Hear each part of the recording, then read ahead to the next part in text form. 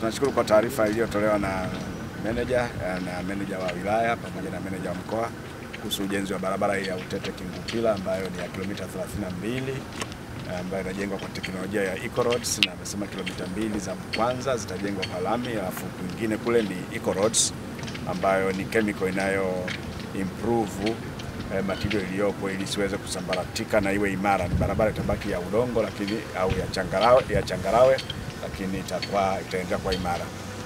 Kimsingi anasema yuko mkandarasi ambaye jana tumemkuta pale, anaitwa Ramco, tumemkuta pale Chumbi, aliyefanya kazi vizuri. Kwa hiyo tunaamini kwamba kwa kazi hii nayo ataweza kukamilisha kwa wakati.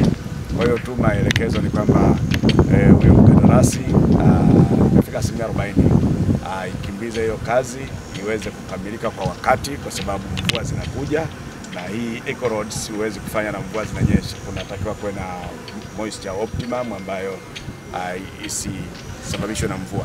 Kwa hiyo naelekeza kwamba meneja asimamie mradi huu uweze kukamilika kwa wakati. Kilomita 32 kwa changarawe haiwezi kuchukua muda mrefu.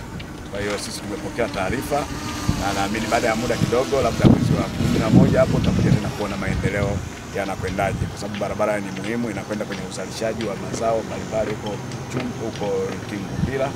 Kwa hiyo tunaona ni muhimu ikamilike kwa wakati na kwa ubora. Kwa majina mimi naitwa Mhandisi Nicholas Rodigeri, kaimu meneja TARURA wilaya ya Rufiji.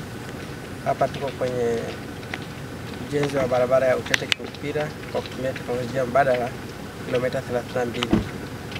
Kipande cha mwanzo cha kilomita 2 tutaweka lami double surface dressing, na sehemu iliyobakia tutaweka changarawe ya kawaida. Mradi huu unatekelezwa na Ramco Construction Limited wa Dar es Salaam kwa thamani ya shilingi bilioni 2.5. Na kwa sasa utekelezaji wa mradi umefika 40%. Barabara ya Utete Kingupila ina umuhimu mkubwa sana kwa jamii ya Rufiji kwa ujumla, sababu barabara hii inaelekea kwenye hifadhi ya Selous ambako shughuli za kilimo pia na shughuli za kiuchumi, kwa maana kwamba tuna kilimo cha ufuta, korosho, chungwa na mazao mengine mengi. Pia tuna huduma za kijamii kama shule, elimu na afya. Kukamilika kwa barabara ya Utete Kingupila